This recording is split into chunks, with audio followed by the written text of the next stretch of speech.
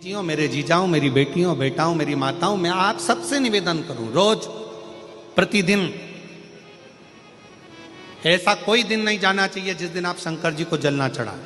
प्रतिदिन अपने घर के अंदर, अगर मंदिर नहीं जा सकते तो घर के अंदर एक छोटे से छोटा शिवलिंग अवश्य रखो।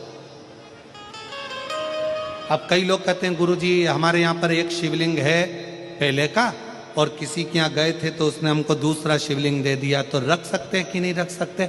शिव महापुराण की कथा कहती है घर में एक नहीं 1000 भी अगर शिवलिंग है तो वो कभी दोष नहीं देते, कभी कष्ट नहीं देते, कभी परेशानी नहीं देते।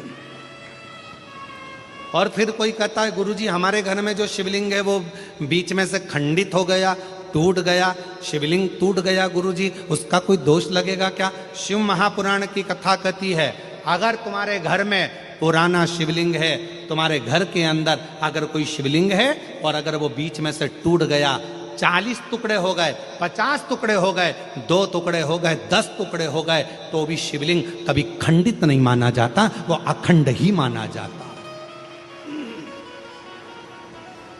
शिवलिंग कभी खंडित नहीं माना जाता।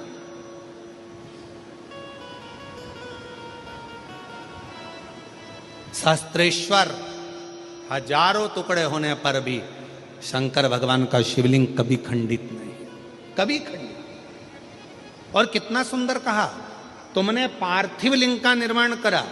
अब पार्थिव लिंग काय का बनाते हो? मिट्टी का बनाते हो, बालू रेत का बनाते हो। मान लो आप लोगों ने पार्थिव लिंग का निर्माण करा और पूजन करते करते ब्राह्मण देवता पूजन करा रहे हैं, आपने जल चढ़ाया, जल चढ़ाते से ही वो मालूम पड़ा शिवलिंग पार्थिव लिंग का निर्माण करा, वो पार्थिव लिंग थोड़ा सा खंडित हो गया, पार्थिव लिंग कहीं बीच में से टूट गया, कहीं कुछ हो गया या गलकर उस पानी में गलता गया। आपके मन में आया कि बताओ मैंने पार्थिव लिंग का निर्माण करा था और वो पानी में गल गया, टूट गया, खंडित हो गया, ऐसा हो गया वैसा, ना ना ना ना। ब्राह्मण देवता पूजन करा रहे हैं, आपने पार्थिव लिंग का निर्माण कराए, पार्थिव लिंग की पूजन चालू कर दी और पूजन चालू करने के बाद में अगर आप उस पर पानी चढ़ा रहे हैं, जल चढ़ा रहे हैं और वो पार्थिव लिंग अगर आपका थोड़ा बहुत भी खंडित हो रहा है, गल रहा है, जल में जा रहा है या उसका रंग जा रहा है या इधर से जहां से जल चढ़ा रहे थे वहां से पूरा धुलते चले जा रहा है, तो ये मत सोचना कि वो खंडित हो गया। नहीं, पार्थिव लिंग का मतलब होता है कि मिट्टी के छोटे छोटे कण, बालू रेत के छोटे छोटे कण एक जगह पर एकत्रित कर लिए और उस पर आपने जल चढ़ाना चालू करा। पार्थिव लिंग का मतलब होता है कि एक शिवलिंग की पूजन नहीं, पार्थिव लिंग का मतलब होता है उस लिंग को बनाने के लिए जितनी मिट्टी लगी, उस मिट्टी में जितने जितने कण थे, जितने छोटे छोटे कण थे, वो सब एक जगह पर इकट्ठे हो गए। तो हमको केवल एक पार्थिव लिंग पूजन का फल नहीं, हजारों पार्थिव लिंग पूजन का फल एक साथ प्राप्त हो जाता है। उसकी खंडितता नहीं, वो खंडित नहीं हुआ है, वो टूटा नहीं है, उसमें खंडितता नहीं आई है।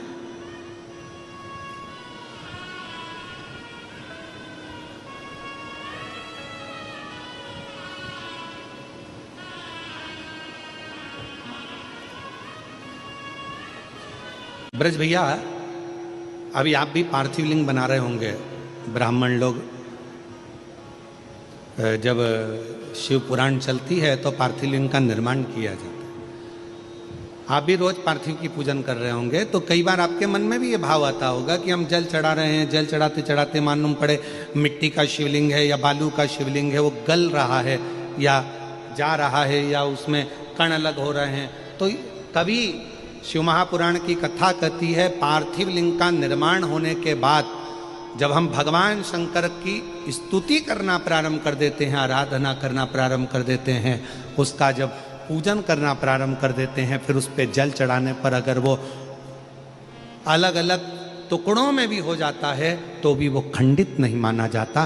पार्थिव तो पार्थिव पूजन के महत्व को ही रखता है, पार्थिव।